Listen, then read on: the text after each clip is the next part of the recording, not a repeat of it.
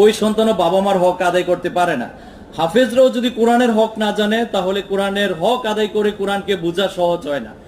তো আলহামদুলিল্লাহ এই বিষয়টাই বেশি আমরা তুলে ধরার চেষ্টা করেছি।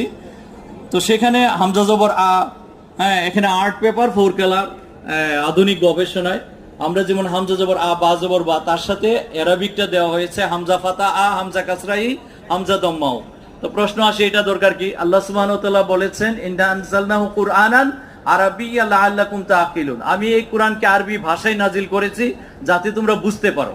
তাহলে বোঝা গেল পদ্ধতিগুলিও আরবি থাকবে। এর মানে হামজা জবর আ এটাও নিয়ামত, কোটি কোটি মানুষ কোরআন শিখছে এই দিয়ে। তো এটা আমরা দরকারটা কি? আমি যখন মিজান সরব পড়তে যাই সেখানে কিন্তু ফাতা দম্মা কাসরা দিয়ে পড়তে হয়, তখন জিজ্ঞেস করে এটা কি আবার?